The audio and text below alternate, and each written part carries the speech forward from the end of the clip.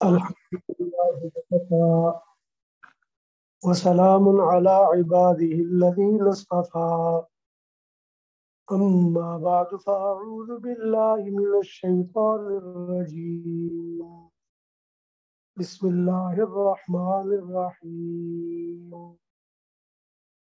ولقد يسرنا القرآن للذكر فهل من مدكر صدق الله مولانا العظيم.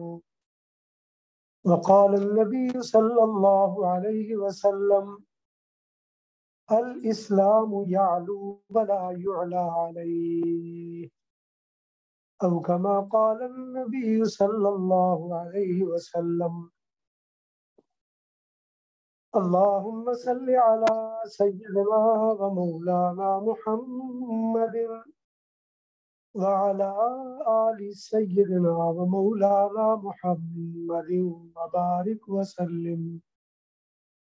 سبحان ربك رب العزة عما يصفون وسلام على المرسلين والحمد لله رب العالمين. میرے محترم معزز اور صاحب قدر دوستوں، بہنوں، بیٹیوں اور تمام علماء اور عالمات، دنیا میں جس کونے پر بھی جہاں بھی جو سن رہا ہے، سب سے پہلے میری طرف سے ان کی خدمت میں السلام علیکم ورحمۃ اللہ وبرکاتہ پیش. دوسرے نمبر پر آج کا جو ہمارا موضوع ہے یہ بڑا فکر انگیز بھی ہے اور کچھ علمی بھی ہے اور اصلاحی بھی ہے اور فکری بھی ہے، اور اس کے کئی پہلو ہیں. اس کا عقائد کا پہلو بھی ہے، اس کا تاریخ کا پہلو بھی ہے، اور اسی طرح اس کا معاشرتی پہلو بھی ہے. اس کے مختلف پہلو ہیں. قرآن کریم میں جو ہم نے آیت تلاوت کی جس کا مفہوم ہے، فرمایا وَلَقَدْ يَسَّرْنَا الْقُرْآنَ لِلذِّكْرِ فَهَلْ مِن مُّدَّكِرٍ. ترجمہ یہ ہے کہ وَلَقَدْ يَسَّرْنَا الْقُرْآنَ، اور تحقیق ہم نے قرآن کو بڑا آسان بنا دیا. یسرنا یہ متکلم کا صیغہ ہے، یعنی آخر میں لا متکلم کے لیے ہے. اور یسر یسر تیسیر بمانی تفعیل، آسان کر دینا. تفعیل کا مطلب ہوتا ہے زیادہ آسان کر دینا، یا اس کو ایسے طریقے سے آسان کر دینا کہ جس کو عام لوگ آسان نہ سمجھتے ہو. اور فرمایا للذکر، نصیحت کے لیے ہم نے آسان کیا ہے. حل من مدکر، کیا ہے کوئی اس سے نصیحت حاصل کرنے والا؟ اب یہ قرآن کریم کی آیت مبارکہ ہے، آج کا ہمارا موضوع ہے. اب دیکھا جائے تو آیت مبارکہ میں یہ کہا جا رہا ہے کہ ہم نے قرآن کو بڑا آسان بنا کے نازل کیا ہے. اس کو کوئی ایسا ہے جو اس کو سمجھنے والا ہو، یا جو اس کو جاننے والا ہو، یا جو اس سے اپنا تعلق قائم کرنے والا ہو. اور دوسرے نمبر پر دوسری طرف جب ہم دیکھتے ہیں تو ہمیں دین کے معاملے میں، قرآن کے معاملے میں، دین فہمی کے معاملے میں مشکلات ہی مشکلات نظر آتی ہیں، آسانی کہیں نظر نہیں آتی. ہمیں قرآن پڑھنے کے لیے، قرآن کریم کو سمجھنے کے لیے، اور اسی طرح قرآن کے سے تعلق قائم کرنے کے لیے، قرآن کی طرف لوگوں کو بلانے کے لیے، یا دین پر لوگوں کو لگانے کے لیے مشکل ہی مشکل نظر آتی ہے. اللہ تعالیٰ سوالیہ انداز میں پوچھ رہے ہیں فَهَلْ مِن مُّدَّكِرٍ، کیا ہے کوئی تم میں جو اس سے نصیحت حاصل کرے؟ کیا ہے کوئی ایسا بندہ جس کو اس سے نصیحت میسر آ سکے؟ حل عام طور پر استفہام انکاری کے لیے آتا ہے. عربی گرامر میں حل استفہام انکاری کے لیے مطلب یہ کہنے کا ہوتا ہے کہ کوئی نہیں. فَهَلْ مِن مُّدَّكِرٍ کا مطلب ہے قرآن تو ہم نے بڑا آسان کر کے نازل کر دیا ہے، لیکن اس سے نصیحت حاصل کرنے والا کوئی نہیں۔ آج ہمارا جو موضوع ہے، بنیادی طور پر ہمارا موضوع یہ ہے کہ ہم دیکھنا چاہیں گے کہ قرآن کریم یا دین اسلام یا اسلام ہمارے لیے آسان ہے یا مشکل ہے۔ اگر آسان ہے تو کس لحاظ سے، مشکل ہے تو کس لحاظ سے، اور پھر سب سے بڑی بات یہ کہ آسان ہو یا مشکل، دونوں صورتوں میں راہ راست سے ہٹ جانا اور گمراہ ہو جانا یہ ممکن ہوتا ہے۔ لہذا آج ہم ان اسباب اور ان دوائی، ان وجوہات، ان ریزنز کو پیش نظر لائیں گے جس کی وجہ سے دین مشکل سے مشکل ہوتا چلا گیا، گمراہی عام سے عام ہوتی چلی گئی، اور ہم فرقوں میں بڑھتے بڑھتے اللہ تعالیٰ سے دور تر ہوتے چلے گئے، قرآن کو چھوڑتے چلے گئے، اور دین ہماری زندگیوں میں جو راحت کا باعث تھا وہ بے برکتی کا باعث بنتا چلا گیا۔ اس لیے اس مشکل سے بات کو سمجھنے کے لیے جو میں نے عرض کی کہ دین آسانی کے لیے تھا لیکن ہم مشکل میں پڑ گئے، دین راحت کے لیے تھا ہم مشقت میں پڑ گئے، دین روانی کے لیے تھا ہماری زندگی میں رکاوٹیں آ گئی ہیں، دین سر بلندی کے لیے تھا ہم پستی میں چلے گئے۔ اس کے وجوہات کیا ہے، اس کی ریزنز کیا ہے، یہ آج ہم پرکھنا چاہیں گے اور اس میں دیکھنا چاہیں گے، اور میں کوشش یہ کروں گا کہ میں وہ فلسفیانہ وجوہات یا وہ میٹافزیکل کانسیپٹس یا وہ سائنٹیفک ایسی ریزننگ آپ کے سامنے نہ لاؤں جس کو سمجھنا عام بندے کے بس میں نہ ہو۔ البتہ وہ وجوہات جو کوئی بھی تھوڑا بہت علم رکھنے والا اس کو سمجھ سکے، پرکھ سکے، وہاں تک پہنچ سکے، وہ اسباب اور وہ وجوہات میں آپ کے سامنے لانے کی کوشش کروں گا۔ لہذا ہم دیکھتے ہیں کہ گمراہی کے ضمن میں اللہ تبارک و تعالیٰ نے جو ہمیں قرآن کریم دیا، سب سے پہلے قرآن کریم ہے جو ہمیں دین کے ذرائع، دین کا راستہ، دین سے تعلق قائم کرنے کے لیے ہمیں ایک سہولت میسر کرتا ہے۔ سب سے پہلی اور بنیادی چیز وہ قرآن کریم ہے، اللہ تبارک و تعالیٰ کی کتاب ہے، اور ایسی کتاب ہے کہ جو بالکل بھی آسان ہے، کوئی مشکل اس میں نہیں، اور یہ اللہ تعالیٰ نے قرآن کریم میں کئی مرتبہ کہا کہ وَلَقَدْ يَسَّرْنَا الْقُرْآنَ لِلذِّكْرِ فَهَلْ مِن مُدَّكِرٍ، کوئی نصیحت حاصل کرنے والا ہے؟ اور یہ قرآن کریم میں اللہ تبارک و تعالیٰ نے بار بار یہ جملہ ارشاد فرمایا اور کئی مرتبہ ارشاد فرمایا، تو اس سے یہ پتہ چلا کہ قرآن کریم آسان ہے۔ قرآن چونکہ دین کی بنیاد ہے، پتہ چلا دین آسان ہے۔ اسلام اس دین کا نام ہے جو محمد کریم ہمارے پاس لے کے آئے، اور اس کا بیسک ٹول اور بنیادی چیز وہ قرآن کریم ہے، اس لیے ہم کہیں گے کہ دین آسان ہے۔ لیکن ہم دیکھتے ہیں کہ آج دین سب سے مشکل ہے، دین پر عمل کرنا سب سے مشکل ہے، دین سے تعلق قائم کرنا سب سے مشکل ہوا پڑا ہے۔ تو ہم دیکھیں گے اس کی وجوہات کیا ہے۔ سب سے بنیادی چیز جس سے ہم دین کو اخذ کرتے ہیں وہ ہے قرآن کریم۔ قرآن کریم سے ہم دین حاصل کرتے ہیں۔ ہم سادہ لفظوں میں یوں کہہ سکتے ہیں کہ basic source of Islamic knowledge called by قرآن کریم۔ ہم یہ کہتے ہیں کہ قرآن کریم وہ بنیادی ذریعہ یا وہ بنیادی سورس ہے جس کے ذریعے سے ہمیں دین ملتا ہے، جس کے ذریعے سے اسلام ملتا ہے، جس کے ذریعے سے اسلامی تعلیمات ملتی ہیں، وہ قرآن کریم سب سے بنیادی سورس ہے۔ جب سب سے بنیادی قرآن کریم ہمارا سورس ہے، اور پھر قرآن کریم کے بارے میں یہ بھی کہا گیا کہ وہ بڑا ہی آسان ہے، تو جب قرآن کریم بنیادی سورس ہے اور قرآن کریم بڑا آسان ہے، تو پھر مسئلہ یہ پیدا ہوتا ہے کہ کیا وجہ ہے کہ قرآن کریم آسان ہمارے ہاتھوں میں ہونے کے باوجود اسباب کیا ہیں کہ ہم پھر بھی گمراہ ہوتے چلے جا رہے ہیں؟ یہ بنیادی سوال ہے۔ یعنی یوں سمجھے اس وقت چند منٹ میں جو ہم گفتگو کریں گے وہ وہاں کوشچن آف پوائنٹ یہ ہے، یہ بنیادی سوال یہ ہے کہ ہم یہ دیکھنا چاہیں گے قرآن آسان ہے، اس کا سمجھنا آسان ہے، لیکن کیا وجہ ہے کہ ہم اس آسانی تک پہنچ نہیں پا رہے۔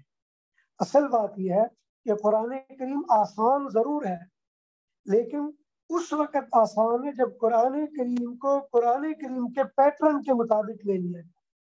اللہ تبارک و تعالی نے قرآن کریم میں فرمایا کہ ہم نے اس قرآن کریم کو عربی مبین میں نازل کیا ہے، یعنی انا انزلناہ قرآن عربیہ، قرآن عربی نازل کیا لعلکم تعقلون، تاکہ تمہیں عقل آ جائے۔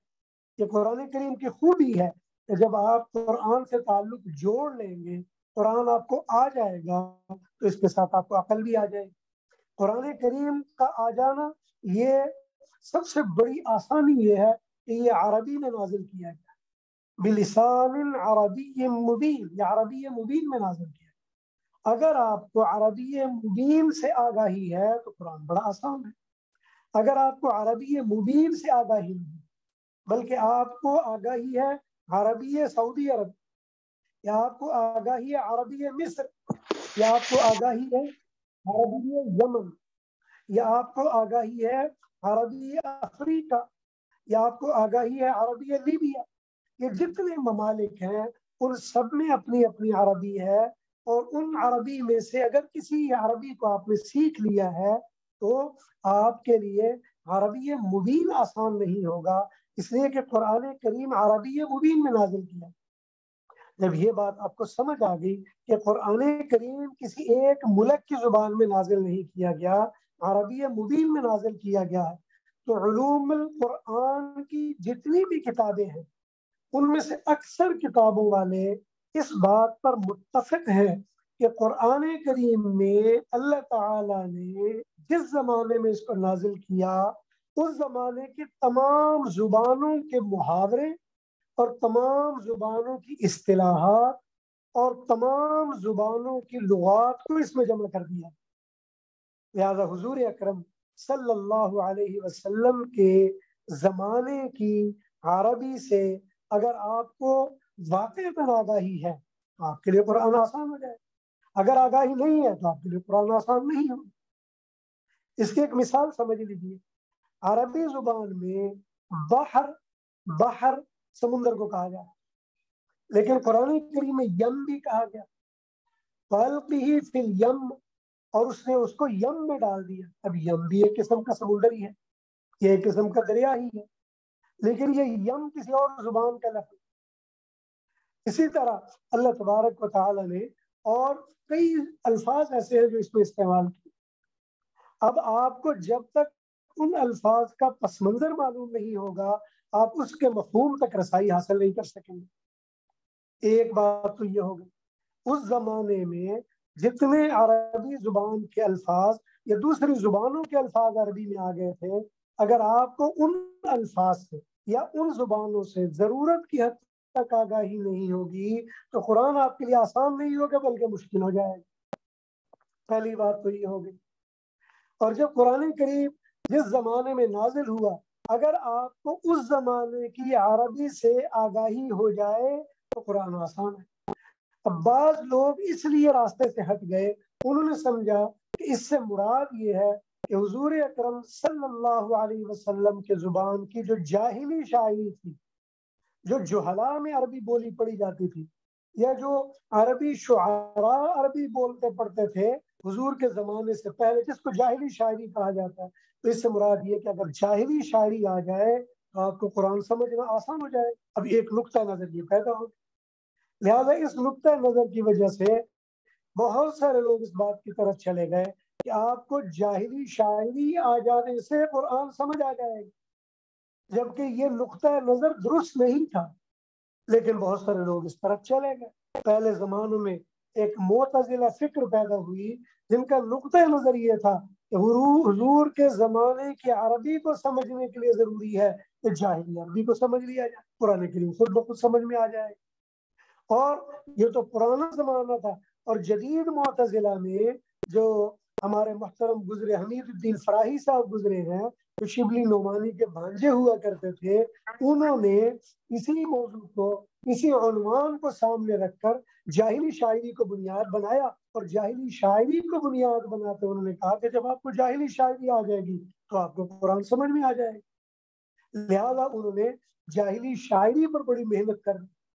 امین نصر اصلاحی صاحب فرمایا کرتے تھے کہ مجھے جاہلی شاعری کے ہزاروں شعر لوتے زبان تھے، اور واقعتاً ان کو آتے بھی تھے، اس لیے کہ ان کی جو تفسیر تدبر قرآن ہے جب اس کو دیکھا جائے تو واقعی پتہ چلتا ہے کہ ان کو جاہلی شاعری آتی ہے۔ لیکن جاہلی شاعری اور قرآن کریم کی عربی، اس میں بڑا فرق ہے۔ ایک سورس ہے جاہلی شاعری قرآن کریم کے سمجھنے کا، لیکن جاہلی شاعری عربی مبین نہیں ہے۔ یہاں سے ان کی گمراہی شروع ہو گئی۔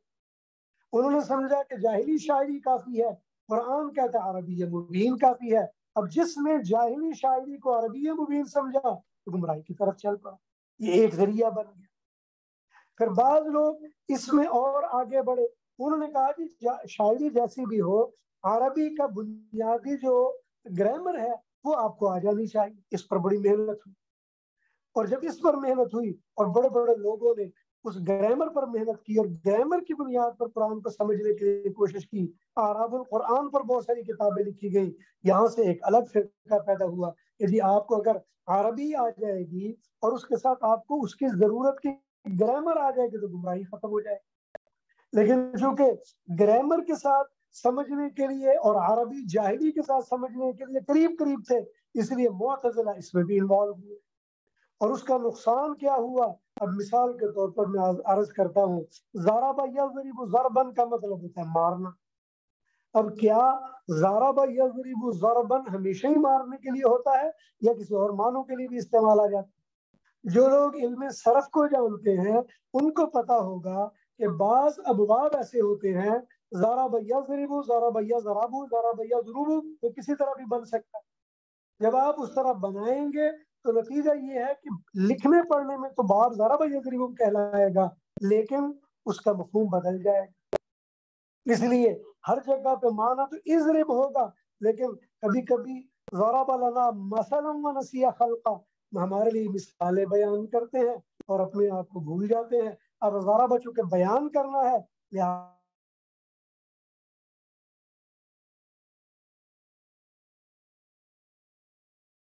بعض لوگوں نے اس ضرب یضرب بیان کرنا دیا ہے، لہٰذا اس کا نقصان یہ ہوا اور اس کا طریقہ یہ ہوا کہ ہر جگہ بیان کرنا مراد لیا جانے لگا۔ اس کا نقصان یہ ہوا کہ اضرب بعصاک الحجر، جب اللہ تبارک و تعالیٰ نے قرآن کریم میں موسیٰ علیہ السلام سے کہا کہ اپنے یعنی لاٹھی کو پتھر پر مارو، تو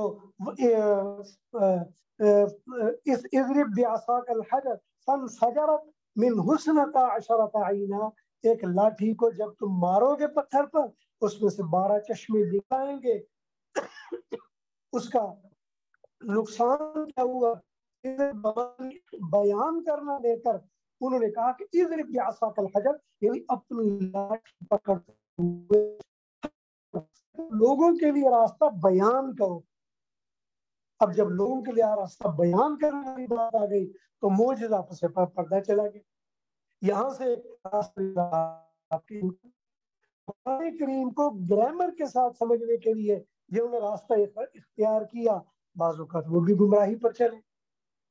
اسی طرح قرآن کریم کے سری معانی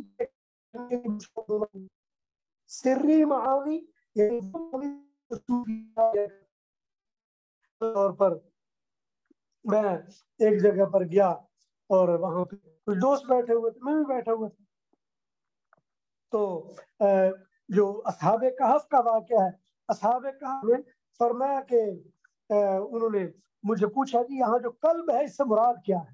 میں نے کہا کلب سے مراد کتا مراد ہے۔ یعنی بعض لوگ کہیں گے سبعۃ وثامنہم کلبہم، اور بعض لوگ کہیں گے ستۃ، بعض لوگ خمسۃ وسادسہم کلبہم، اس طرح آیت ہے، اور وہ کتے سے مراد کے سے پوچھنے لگے۔ میں نے کہا کتے سے کتا ہی مراد ہونا چاہیے۔ کہتا نہ یہی تو مسئلہ ہے مولویوں کا، وہ بات کو سمجھتے نہیں۔ میں نے کہا آپ فرمائیے۔ کہتا ہے کتے سے مراد یہ دل ہے، دل، یہ دل کتا ہو جاتا ہے کبھی کبھی۔ تو مراد یہ ہے کہ جب اللہ تعالیٰ سے انہوں نے پوچھا کتنے لوگ تھے صحابہ کا، انہوں نے کہا جی 5 تھے، 6 ان کا وہ دل تھا جو کتا بن گیا، یا 6 تھے 7 میں وہ دل تھا جو کتا بن گیا، اور وہ دل کو کتا بنا کر پیش کر۔ لہذا قرآن کریم میں جہاں بھی دل آیا انہوں نے کہا دل سے مراد اصل میں یہ دل ہے، اور جہاں دل کو کسی اور جانور کے نام سے مخاطب کیا گیا تو دل کو مخاطب کیا، نیا ایک راستہ نکل گیا۔ اسی طرح اور کئی معانی انہوں نے الٹے پلٹے کر دی، کئی مفہوم انہوں نے بدل کر رکھ دی۔ نتیجہ یہ کہ گمراہی کا راستہ تصوف کے اندر بھی تفسیر میں نکل کھڑا ہو۔ اسی طرح بعض لوگوں نے قرآن کریم کو نہ سمجھی کی وجہ سے، اور یہ قرآن آسان ہے، مولویوں کے پاس جانے کی ضرورت، لہذا اردو ترجمہ لے لو جو آپ کو سمجھ آ جائے بس ٹھیک۔ نتیجہ یہ ہے کہ آج اس وقت جتنا قرآن کریم پڑھا سنا جاتا ہے، پہلے کبھی ایسا نہیں تھا۔ ہر رمضان آتا ہے، ابھی بھی رمضان آئے گا، اور پوش ایریاز میں قرآن کریم کے دورے تو عام ہوتے ہیں، کہیں 7 دن کا دورہ، کہیں 10 دن کا دورہ، کہیں 15 دن کا دورہ، کہیں 20 دن کا دورہ، اور زیادہ سے زیادہ 40 دن کا دورہ۔ قرآن کریم کا دورہ جاہلوں کے لیے ہے، اور کتنے دن کا؟ زیادہ سے زیادہ 40 دن۔ تو 40 دن میں قرآن کریم کا کیا کرو گے تم؟ ہمارے حضرت مولانا حسین علی صاحب رحمۃ اللہ علیہ وہ بھی قرآن کریم کا دورہ کروایا کرتے تھے، لیکن قرآن کریم کا دورہ نہیں کروایا کرتے، خلاصہ بیان کیا، ہر صورت اس کے انہوں نے خلاصے بنائے ہوئے وہ لوگوں کے سامنے رکھا کرتے، بھائی یہ خلاصہ ہے اس صورت، یہ مفہوم ہے اس صورت، یہ مرکزی نقطہ ہے اس صورت، اب پوری صورت کو اس نقطے کو سامنے رکھتے ہوئے پڑھو۔ اب یہ بھی ایک طریقہ تھا۔ تو اس لیے بہت سارے لوگ اس دور میں وہ قرآن کریم کی وجہ سے گمراہ ہوئے۔ بعضوں نے قرآن کو پس پش ڈال دیا، اپنے خیالات کو آگے لے آئے، بعضوں نے قرآن کریم کو پس پش ڈالا، اپنی سوچ کے مطابق جو رائے تھی اس کو آگے لے آئے، بعضوں نے قرآن کریم کو جو مفہوم ذہن میں تھے، جو افکار اور خیالات ان کے اپنے ذہن میں تھے، ان کو آگے لیا۔ اب یہ گمراہ ہوتے چلے، یعنی قرآن کی وجہ سے لوگ گمراہ ہونا شروع۔ وہ جو قرآن کریم میں اللہ تعالیٰ نے ایک جگہ فرمایا یضل بہ کثیرا ویہدی بہ کثیرا، یضل بہ کثیرا، اس قرآن کے ذریعے اللہ بہت سارے لوگوں ویہدی بہ کثیرا، اس قرآن کے ذریعے اللہ تعالیٰ بہت سارے لوگوں کو ہدایت دے۔ اب یہ بھی ایک وضاحت آ گئی، لیکن ایک طبقہ اس میں بھی آگے بڑھا، انہوں نے کہا جی اللہ تو گمراہ کر ہی نہیں سکتے، اللہ کیسے گمراہ کرے؟ اللہ تعالیٰ تو گمراہ کرنے والے نہیں، اللہ تو ہدایت دینے والے۔ اب انہوں نے ایک نیا مفہوم نکال دیا، انہوں نے کہا جی ذل کا مطلب ہے یہ تو بیان ہی کرنا غلط، یہ تو مفہوم ہی نہیں ہے۔ اب بندہ ان سے پوچھ لے بھائی، اب اس میں انہوں نے ایسی نئی تعویل نکال دی کہ بھائی اللہ تعالیٰ نے بندوں کو گمراہ نہیں کیا، بلکہ بندے خود گمراہ ہو گئے۔ گویا 2 خدا انہوں نے کھڑے کر دیے، ایک وہ کہ بندہ خود گمراہ ہو گیا ہے، اور یہ حدیث بھی کہ اللہ تعالیٰ قرآن کے ذریعے لوگوں کو ہدایت دے دیتے ہیں، بتایا کدھر گیا؟ تو وہ 2 خداؤں کا نظریہ آ گیا، ایک خیر والا خدا، ایک شر والا خدا آ گیا۔ اب لوگ اس طرح گمراہ ہوئے، تو قرآن کریم کے لحاظ سے بھی بڑی گمراہی ہوئی۔ لہذا قرآن کریم کے چیپٹر میں ہمیں سمجھنے کے لیے آسان ترین طریقہ یہ ہے کہ سب سے پہلے قرآن کریم کے مفہوم کو سمجھنے کے لیے جو لوازمات، جو ضروریات ہیں وہ ہمارے ہاتھ میں ہوں۔ اب اتنے ضروری لوازمات جو قرآن کو سمجھنا ضروری ہو وہ ہمارے ہاتھ میں ہونے چاہیے۔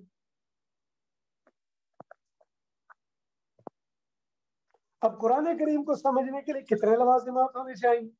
اب اس میں اگر تفصیلات میں چلے گئے تو لمبی چوڑی ابحاث ہے، لیکن درس نظامی میں تقریباً 700-800 سال 900 سال سے یہ طریقہ چلا آ رہا ہے کہ تمام علوم کا تھوڑا تھوڑا دیا گیا ہے، آپ اگر اس کو پڑھ لیتے ہیں، اس سے آگاہی ہو جاتی ہے، تو آپ کے لیے قرآن کریم کا سمجھنا آسان ہو جائے۔ لیکن افسوس سے یہ عرض کرنا پڑتا ہے، اور یہی عرض کروں گا کہ آج درس نظامی کو جب سے ہم نے وفاقوں کی سرپرستی میں دیا ہے، وہ جو علم کا ذوق تھا وہ بھی ہمارے اندر سے نکل گیا۔ اکثر امتحان دیکھا پڑھا گیا ہے، سنا گیا ہے کہ جب امتحان کی بات ہے وہ بچے سارا سال محنت نہیں کرتے، اب ماشاءاللہ وہ 10 سالہ پرچے آ گئے ہیں، رٹے لگا کے یاد کر لیتے ہیں، چل بھی۔ اب وہ کئی مرتبہ تخصص کی کلاسیں شروع کی، اور اس لیے تخصص کی کلاس بند کرنی پڑ گئی کہ جب طلباء کو دیکھا، طالبات کو دیکھا، تو ان کے نمبر تو بڑے اچھے ہیں، لیکن جب بات سمجھانے کی کوشش کی تو عام سادہ بات جو ان کے سامنے فقہ کے حوالے سے کی جا رہی وہ بھی سمجھ نہیں آ رہی. اب مجبور بندہ کرے تو کرے کیا. تو یہ ایک المیہ ہے ہمارا کہ جو ضروری علوم تھے جن کی بنیاد ہمارے ہاتھ میں آ جاتی تو ہم بہت ساری چیزیں سمجھ سکتے تھے, لیکن افسوس کہ ہم نے ان کو پس پش ڈال دیا. یہ تو ایک باب ہو گیا. اب ذرا آگے تھوڑا سا بڑھ جائے. دوسرا نمبر حدیث مبارکہ کا آ جاتا. اب حدیث مبارکہ میں گمراہی زیادہ آئی ہمارے اندر. پہلے تو حدیث کو قبول کرنے یا نہ قبول کرنے کے لحاظ سے ہم گمراہ ہوئے. ایک طبقہ اس لیے گمراہ ہو گیا کہ انہوں نے کہا کہ حضور صلی اللہ علیہ وسلم کی باتوں کی کیا حیثیت ہے, جب حضور چلے گئے تو باتیں بھی ختم ہو گئی, چلو انہوں نے کام ہی ختم کر دیا. کچھ لوگ ایسے تھے جنہوں نے کہا کہ نہیں جی نہیں, حدیثیں ساری قابل قبول ہے لیکن ان میں اسناد کے لحاظ سے دیکھ لیا جائے کہ جرا تعدیل کر لی جائے. ایک مجلس میں جانے کا اتفاق ہوا تو وہاں کوئی اسی طرح صاحب علم تھے جو حدیث سے بڑا ٹچ تھا, تو میں نے ان سے کہا مجھے صرف یہ بتا دیجئے کہ آپ کے نظر میں حدیث کے قبول کرنے کے لیے یہ جو خبر واحد ہوتی ہے اس کو قبول کرنے کے لیے کیا معیار. تو کہنے لگے کہ حدیث کو اگر مطلب خبر واحد سے اگر حدیث ثابت ہو جائے اور اس کی سند صحیح ہو تو ہمارا نزدیک فرائض, واجبات, سنتیں, مستحبات, عقائد, ایمانیات سب کو قبول کرنے کے لیے حجت. میں نے کہا انہوں نے تو ماشاءاللہ ٹوٹا ہی الٹا کر دیا. اب جب انہوں نے یہ بات کہی میں نے کہا جو آپ بات کہہ رہے ہیں سادگی سے آپ کو اندازہ نہیں آپ کتنی مشکل بات کر رہے ہیں. تو نہیں جی جو میں کہہ رہا ہوں بالکل سادہ بات کر. پھر میں نے جب ایک دو باتیں ان کے سامنے کہی تو بیچارے پھنس گئے. اس لیے کہ حدیث میں جو حدیث تواتر ہے, پھر حدیث کی قسمیں ہیں اس کے صحیح ہونے کے لحاظ سے, مشہور ہونے کے لحاظ سے, پھر خبریں عزیز ہونے کے لحاظ سے, غریب ہونے کے لحاظ سے, پھر خبریں واحد ہونے کے لحاظ سے, مرسل ہونے کے لحاظ سے, مقطوع ہونے کے لحاظ سے, متصل ہونے کے لحاظ سے, پھر فقہاء کے استدلالات کے لحاظ سے, محدثین کے استدلالات کے لحاظ سے, پھر حدیث کی کتاب ترجمۃ الباب کے لحاظ سے. یہ سارا وہ باب ہے جس کی وجہ سے بہت زیادہ ایسی مطلب شبہات پیدا ہوئے جو لوگوں کے لیے مشکلات کا باعث. یہی وجہ ہے کہ یہ جو حدیث کا چیپٹر ہے سب سے زیادہ فرقے حدیث کے چیپٹر پر بنے. یوں سمجھ لیں ہر محدث جو حدیث کی کتاب لکھتا ہے محدثین کے وہ اجتہاد کے درجے پر ہوتا ہے. اب مثلا امام بخاری کے بارے میں کہا جاتا ہے ان کی جو فقہ ہے وہ ترجمۃ الباب میں ہے. اب جب فقہ ترجمۃ الباب میں ہے تو گویا امام بخاری نے حدیث کے اندر سے جو فقہ سمجھا وہ باب کے اندر ذکر کر. امام مسلم نے ابواب جو باندھے, جو فصول باندھی اور ان کو سیوطی نے ان کے اوپر وہ عنوانات قائم کر دی, انہوں نے بھی بند کر. اسی طرح امام ابو داؤد ہے, اسی طرح امام ابن ماجہ ہے, پھر امام ترمذی ہے, پھر امام نسائی ہے, پھر اسی طرح دوسرے محدثین ہیں جنہوں نے حدیث کا پورا ایک ذخیرہ اور اس کی پوری تفصیلات بنا دی. پھر حدیث کی گنتی کے لحاظ سے مسئلے آ گئے, پھر زیادہ حدیثیں جدھر وہ بات قبول کی جائے گی یہ جدھر کم آ جائے گی. ناسخ و منسوخ کے لحاظ سے مسائل آ گئے, کبھی ناسخ حدیث کون سی ہوگی, منسوخ کون سی ہوگی. اور یہ حدیث کے لحاظ سے اتنے فرقے پیدا ہو گئے. آج سب سے زیادہ فرقے اہل حدیثوں میں جو میرے سننے میں آیا ہے 16-17 سے زیادہ فرقے اہل حدیثوں میں ہیں, اور وہ اتنے سخت ہیں کہ ایک دوسرے کے پیچھے نماز تک پڑھنا پسند نہیں کرتے, ایک دوسرے کی اقتداء میں نماز پڑھنا پسند نہیں کرتے, ایک دوسرے کو کافر تک کہہ دیتے ہیں. حدیث کی وجہ سے فرقے پیدا ہو. پھر تھوڑا اور آگے آ جائے تو فقہ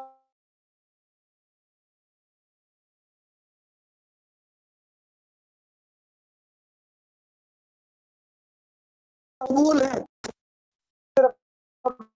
ہے یا ائمہ کا اجماع قابل قبول ہے یا اولیاء کا اجماع قابل قبول ہے یا کس دور کا اجماع قابل قبول, یہ سارے مسئلے کھڑے ہو. اب اجماع کے اندر کئی لوگ ایسے آ گئے یا کئی مسئلے ایسے پیدا ہو گئے کہ جی اجماع کے لحاظ سے کون کون سی بات.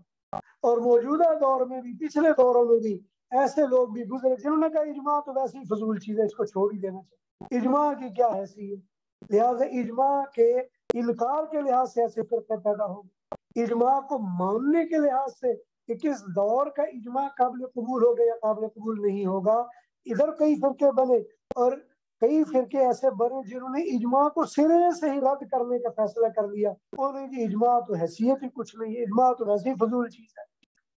تو یہ وہ چیزیں ہیں کہ اجماع کو مطلب سرے سے انکار کرنے کی بنیاد پر بہت سارے لوگ کھڑے ہوں. پھر اسی طرح قیاس کے لحاظ سے بڑے مسئلے پیدا ہوں. پھر ایسے فرقے بھی پیدا ہو گئے کہ جنہوں نے یہ بھی طے کر لیا کہ بھئی ہم کس فقیہ کی بات کو مانیں گے اور کس فقیہ کی بات کو نہیں مانیں گے. اس پر کئی فرقے پیدا ہو گئے. فقیہ جو دلیل بات کرے گا یا بغیر دلیل کے بات کرے گا کس کو مان لیں. پھر فقہا میں کئی طبقے بن گئے.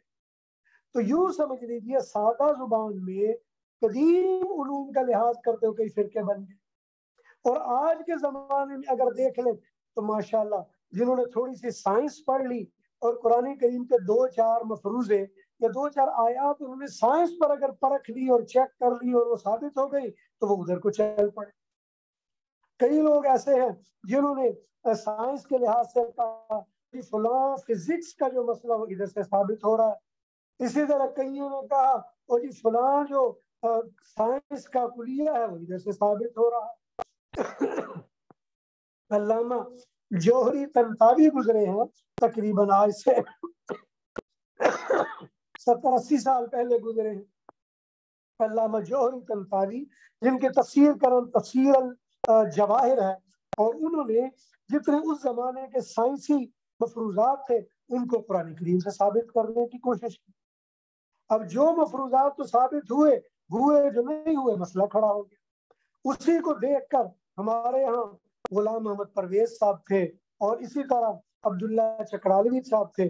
انہوں نے قرآن کریم کے ترجمے تفسیریں کرنی شروع کی اور قرآن کریم میں جو نظریہ ڈارون کا جو نظریہ یعنی انسان ایک خلیے سے پھر 2 خلیہ پھر 3 خلیہ پھر 4 خلیہ بڑھتے بڑھتے پھر زمین کا جانور پھر پانی کا جانور پھر کیا بنا حتیٰ کہ بندر بنا، بندر سے انسان بنا، پتہ نہیں کیا کچھ بنا. اور وہ پورا جو ڈارون کی تھیوری ہے انہوں نے کہا یہ ساری کی ساری ہے ہی قرآن میں سے. لہذا انہوں نے اپنا ایک نیا نظریہ علم کلام بنا کے کھڑا کر دیا. اسی طرح کئی لوگوں نے فزکس کے بعد اصولوں کے سامنے رکھا اور اس پر نظریے کھڑے کرنے شروع کر دیے. تو یہ وہ چیزیں ہیں جنہوں نے ہماری زندگیوں میں گمراہیاں زیادہ کی، جنہوں نے ہمیں دین سے دور کیا. یاد رکھ لینا چاہیے اگر کوئی بندہ یہ کہے کہ سائنس کا اور دین کا ٹکراؤ ہے، اس کی مثال یوں ہی سمجھنی چاہیے کہ کوئی آدمی کہے کہ بحری جہاز اور ریل گاڑی فلاں جگہ ٹکرا گئی. اس لیے جس طرح کوئی بھی دانا تھوڑا سا سمجھدار آدمی اس بات کو تسلیم نہیں کرے گا کہ ریل گاڑی اور بحری جہاز ٹکرا گئے. بھئی کیسے ٹکرا گئے؟ اس لیے کہ ریل گاڑی کے چلنے کی جگہ زمین اور خشکی ہے، وہ پانی میں چلتی نہیں، اور بحری جہاز کے چلنے کی جگہ ہے وہ پانی ہے، وہ تو خشکی پہ چلتا نہیں. اب جتنی بھی رفتار سے ریل گاڑی خشکی پہ چل رہی ہو اور جتنی بھی رفتار سے بحری جہاز زمین پر چل رہا ہو اور وہ پانی میں چل رہا ہو، یہ آپس میں کیسے ٹکرا سکتے ہیں؟ اس لیے ٹکرا نہیں سکتے. اور اگر کوئی بندہ یہ کہے کہ ٹکرا دے تو یہی سمجھنا پڑے گا کہ بھئی یہ ٹکرائے نہیں تو کہنے والے کو غلطی لگ رہی ہے. اسی طرح ہم یہ کہتے ہیں کہ دین اور سائنس کا ٹکراؤ ہے نہیں. دین ان چیزوں کا نام ہے جہاں سائنس نہیں، اور سائنس اس چیز کا نام ہے جہاں دین نہیں. دین آپ کے حواس خمسہ سے تجربہ کر کے جو دنیا وجود میں آ جائے اس کو سائنس کہتے ہیں. آپ کے حواس خمسہ سے تجربات کی بنیاد پر جو دنیا آپ کی دسترس میں آ جائے آپ کہیں گے کہ یہ دنیا ہے، آپ کہیں گے یہ سائنس. لیکن جس چیز کے ہونے پر آپ کے حواس خمسہ باطنہ آپ کی توثیق کر رہے ہوں، حواس خمسہ باطنہ جن چیزوں کی توثیق کر رہے ہوں اور آپ ان کو ماننے پر مجبور ہو جائیں اور الٹیمیٹلی آپ کہیں نہیں کچھ نہ کچھ ہے تو آپ اس کو دین کہہ لیتے. مثال کے طور پر اگر کوئی بندہ یہ کہے اگر کوئی بندہ یہ کہے کہ جناب میں بول رہا ہوں اور ہزاروں کلومیٹر دور ایک بندہ میری آواز سن رہا ہے تو دو ہی صورتیں ہوں گی، یا کہے گا کہ کرامت کے ذریعے سن رہا ہے، یا کہے گا کہ موبائل کے ذریعے سن رہا ہے۔ اب کرامت جیسے جیسے سائنس ترقی کرتی چلی جا رہی ہے، کرامات کی نوعیت بدلتی جا رہی ہے۔ آج کرامات کی وہ نوعیت نہیں جو پہلے زمانوں میں ہوا کرتی تھی۔ پہلے زمانوں میں کرامت یہ ہوتی تھی، آپ یہاں سے آواز دیتے تھے، مکہ میں کسی کو اس کو آواز پہنچ جاتی تھی۔ لیکن آج اگر کوئی بندہ کہے کہ یہ مکہ میں نے آواز دی اور پہنچ گئی ہے، تو کوئی آپ کی بات ماننے کے لیے تیار نہیں ہوگا، سوائے اس کے کہ آپ کہیں کہ میں نے موبائل پہ آواز دی پہنچ گئی، اور واقعی پہنچ گئی۔ اس لیے آج کے زمانے میں اگر کوئی بندہ کہ دیکھو جی میں تو لاہور میں پاکستان میں کسی جگہ بات کر رہا ہوں اور میری بات ایک وقت میں 12 13 14 20 ملکوں میں سنی جا رہی ہے، وہ کہیں گے ہاں جی سائنس نے ترقی کر لی ہے، اور یہ فزکس کی ترقی کی وجہ سے یہ ویو کے ذریعے سے ہم نے بات آگے پہنچا دی ہے۔ اب سوال یہ پیدا ہوتا ہے کہ اگر ویوز کے ذریعے میری بات دنیا کے 20-22 جگہوں پر سنی جا سکتی ہے، تو سوال یہ ہے کہ کیا اس دنیا کے وسعت بس اتنی ہے یا اس سے بھی زیادہ ہے؟ آج کی فزکس کے آگے جو بڑا سوال ہے، جس کے بارے میں فزکس والے بھی پریشان ہو جاتے ہیں کہ کیا حواس خمسہ میں جو دنیا کی حدود آ جاتی ہے، کیا دنیا اتنی ہے کہ دنیا اس سے آگے ہے؟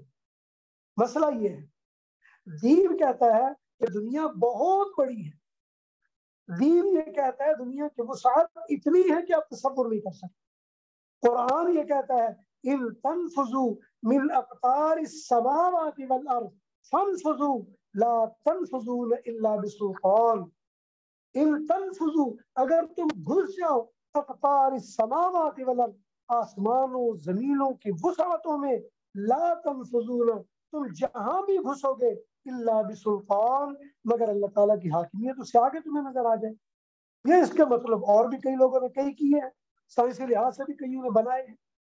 اللہ بسلطان کا مطلب انہوں نے یہ بھی کیا ہے کہ اللہ کے دیے ہوئے علم کو استعمال کر کے اس علم کی بنیاد پر تم آگے جاؤ گے جہاں بھی جاؤ۔ لہذا سلطان کا مطلب ہے کہ جب لوگوں نے محنت کی، انہوں نے سیٹلائٹ تیار کیے، یہاں بیٹھے تو چاند پہ مریخ پہ کہاں کہاں پہنچ گئے۔ سلطان کا مطلب کچھ لوگوں نے یہ بھی ترجمہ کر لیا، لیکن اس وقت مسئلہ یہ نہیں، مسئلہ ہے ان تنفذوا من اقطار السماوات، آسمانوں کی وسعتوں میں اگر تم جانا چاہو۔ لیکن سوال یہ ہے، فزکس والے کو یہ پوچھا جائے کہ بتائیے سماوات کچھ ہے یا نہیں ہے، فزکس والے کہتے ہیں سمان نام کی کوئی چیز ہی نہیں۔ وہ یہ کہتے ہیں آپ جب دور دیکھتے ہیں تو جتنی گہرائی میں دوری میں دیکھیں گے تو اتنی دوری تک ہو تو آپ کو اس طرح کا رنگ نظر آئے گا، اتنی دوری میں ہو تو اس طرح کا رنگ نظر آئے گا، اتنی دوری میں ہو تو آپ کو اس طرح کا رنگ نظر آئے گا، اتنی دوری میں چلے گئے تو اس طرح کا رنگ نظر آ جائے گا۔ وہ رنگوں کی بنیاد پر دوری طے کرنا شروع ہو گئے ہیں۔ لیکن کیا سمان ہے، آسمان ہے یا نہیں، سوال یہ ہے۔ قرآن کریم آسمان کو مانتا ہے، فزکس والے آسمان کے لیے ہاتھ کھڑا کر دیتے ہیں، کیونکہ فزکس والوں کا کہنا ہے کہ جو چیز ہوا سے خمسہ میں آ جائے، اس کی دسترس میں آ جائے، وہ سائنس میں ہے، اسے مان۔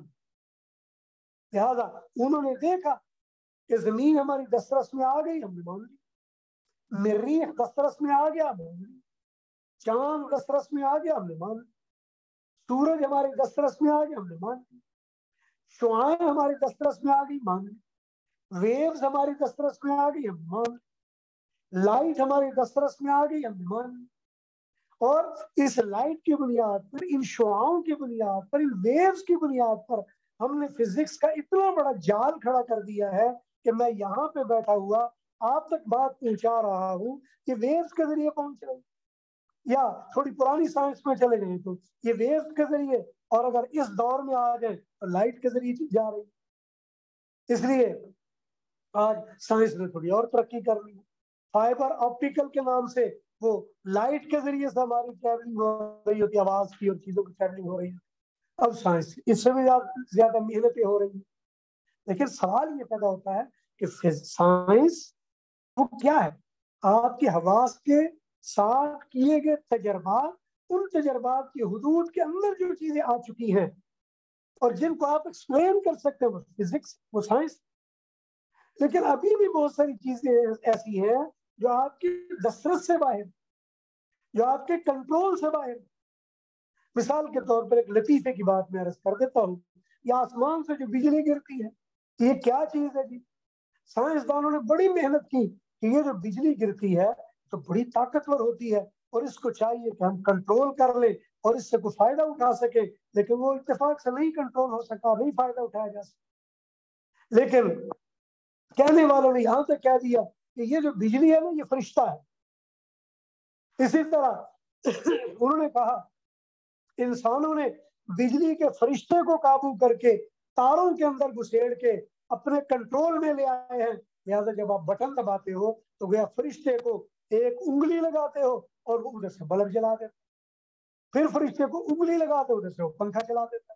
وہ ایک فرشتہ ہے جو آپ کے کنٹرول میں آ گیا. اب کہنے والوں نے یہاں تک بھی کہہ دیا، گویا فرشتے کی ایک نئی تعبیر انہوں نے بنا کر آپ کے سامنے پیش کر. لیکن ماننے والے جو ان کی بات ماننے والے تھے انہوں نے کہا ہاں ہاں ہاں یہ بات ٹھیک ہو گئی ہے، فرشتہ تو وہ جو الیکٹریسٹی ہے، جو بجلی ہے، جو روشنی ہے، یہ فرشتے ہیں. یہ جو مولوی صاحب کہتے ہیں فرشتے اللہ کی مخلوق ہے، آسمانوں کے اوپر ہے، آسمان بھرے ہوئے ہیں، ہمارے اعمال لکھتے ہیں، اعمال کو لے کے جاتے ہیں، اللہ سے حساب کتاب، یہ تو فضول بات ہے، اس کا تو مطلب ہی نہیں. اب فزکس والوں نے یا سائنس والوں نے ایسی چیزوں کو انکار کر. تو اس لیے میرے بہنوں، میرے بھائیوں اور میرے طالبات، یہ یاد رکھ لیجئے کہ سائنس اور دین ان کے میدان الگ ہیں. سائنس اور دین ان کے سمجھنے کے طریقے جدا ہیں.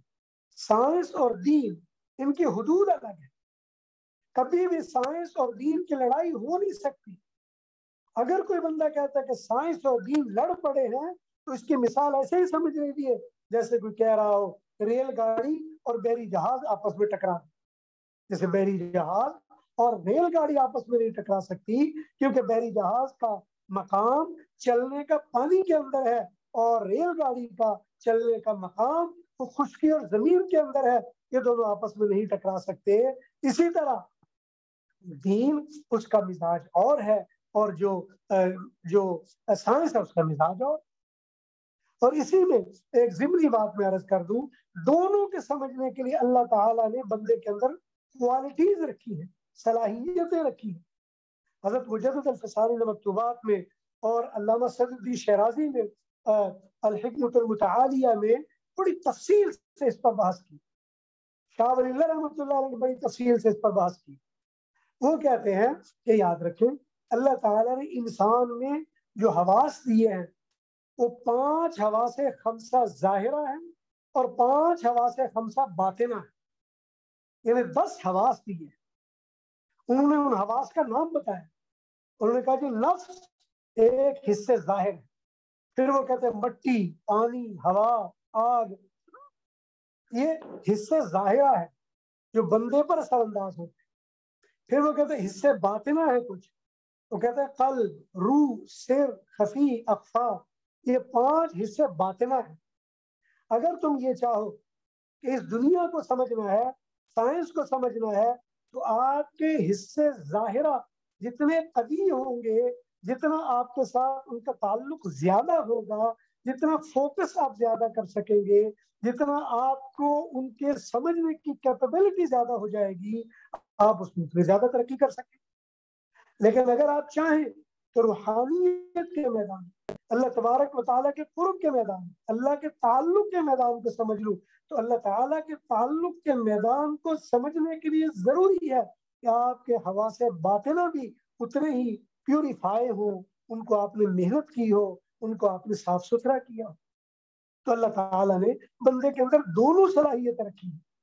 ہماری بدقسمتی ہے کہ ہم حواس ظاہرہ پر محنت کر لیتے، حواس باطنہ سے ہم اندھے ہو جاتے. حواس ظاہرہ پر محنت کر کے اور ہم نے مطلب ٹیلیسکوپ بنا لیا، ہم نے خوردبین بنا لی، چھوٹے سے چھوٹے چیز کو دیکھنے کے ذرائع بنا لی، پرکھنے کے لیے ہم نے مختلف مشینریز ایجاد کر لی. ہم آج یہ دیکھ رہے ہوتے ہیں کہ ماں کے پیٹ میں کیا ہے، ہم آج دیکھ رہے ہوتے ہیں فلاں جگہ بارش کب ہوگی، ہم آج دیکھ رہے ہوتے ہیں فلاں جگہ جو ٹورنیڈو یا سائیکلون آ رہا ہے اس کا حلیہ کیا ہے، اس کا رخ کدھر ہے، اس کی رفتار کتنی ہے۔ آج ہم بہت ساری چیزیں انسان کے سیل کو پڑھ کر بتا رہے ہوتے ہیں، بلکہ اب سیل پر اور زیادہ محنت ہو رہی ہے۔ اگلے مرحلے میں لوگوں کی کوشش یہ ہے کہ سیل کو موڈیفائی کرنے کے لیے ہمیں کوئی صلاحیت حاصل ہو جائے۔ اب کوشش یہ ہو رہی ہے، اب سیل کے اندر یعنی انسان انٹرفیئرنس کرنے کی کوشش کر رہا ہے۔ آنے والے وقتوں میں جو ابھی ازیوم کیا جا رہا ہے اور ابھی تک یہ فکر کی حد تک ہے، عملی طور پر ہوا نہیں، لیکن ہو سکتا ہو بھی جائے کہ کسی آدمی کا خلیہ، اس کے اندر تبدیلی اب وہ کی جا رہی ہے۔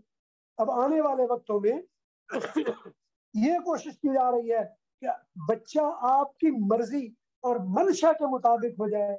اس کا ناک کتنا لمبا ہونا چاہیے، اس کی آواز کیسی ہونی چاہیے، اس کی آنکھیں کیسی خوبصورت ہونی چاہیے، اس کا قد کیسا ہونا چاہیے، اس کی صلاحیتیں کیسی ہونی چاہیے، اس کی خوبیاں کیا ہونی چاہیے، اس کے اندر طاقت کیسی ہونی چاہیے، وہ دکھتا کیسے ہوگی، ساری چیزیں سیل کے اندر اس کو مینج کیا جا سکے گی۔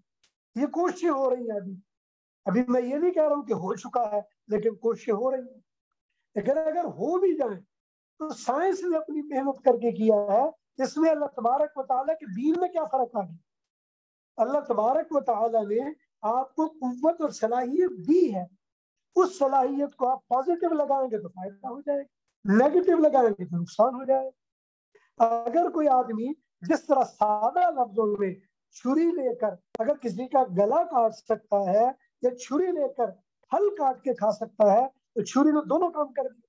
اسی طرح کل کو سائنس کی چھری اگر ہاتھ میں آ جاتی ہے، اس کے ذریعے کسی کے سیل کے اندر، اس کے ڈی این اے کے اندر آپ کچھ تبدیلی کرنا چاہتے ہیں، کچھ اچھائی برائی آگے پیچھے کرنا چاہتے ہیں، اس کو قاتل بنانا چاہتے ہیں، اس کو نیک صالح بزرگ بنانا چاہتے ہیں، اس کو گویہ بنانا چاہتے ہیں، وہ آپ کر سکیں گے۔ یہ تو کوئی مشکل نہیں ہے۔ اس دین کا کیا معاملہ ہے؟ البتہ دین کا معاملہ اپنی جگہ پر کھڑا ہے۔ جب ہم اس دنیا میں زندگی گزار لیں گے، جب آگے چلے جائیں گے تو وہاں جا کے ہم سے پوچھا جائے گا کہ تم نے کیا کیا، اور جو قرآن کریم میں اللہ نے ضابطہ بتا دی ہے وہاں جا کے پوچھا جائے گا ای ذنب قتلت۔ جب تم کسی کو ایسا بنا دو گے تو وہ کل قیامت کے دن کھڑا ہو کر تم سے سوال کر رہا ہوگا کہ مجھے کس جرم کی پاداش میں تم نے ایسا بنا دیا، وہاں تمہیں اس کا جواب دینا پڑے۔ اس لیے آج جو کچھ بھی ہو رہا، ایک نیا علم کلام وجود میں آنا چاہ رہا، لوگ گمراہیوں کی طرف جا رہے ہیں، لوگ سائنس کے اندر اتنے متاثر ہو رہے ہیں کہ اپنے دین کو لوگوں نے پس پش ڈالا، لوگ دین سے لا تعلق ہوتے چلے جا رہے ہیں، لوگ دین سے برگشتہ ہوتے چلے جا رہے ہیں، یہ سوچ کر کہ سائنس بہت آگے جا رہی ہے۔ لیکن یاد رکھ لیجئے، میں ایک مطلب ہے ذمہ دار عالم ہونے کے لحاظ سے یہ بتاتا ہوں کہ کوئی سائنس نہیں ہے جو مذہب سے ٹکرا رہی ہے، کوئی مذہب نہیں ہے جو سائنس کا انکار کر رہا۔ سائنس کی اپنی دنیا، دین کی اپنی دنیا، سائنس کا اپنا طریقہ، دین کا اپنا طریقہ، سائنس کی اپنی میتھڈولوجی ہے، دین کی اپنی میتھڈولوجی۔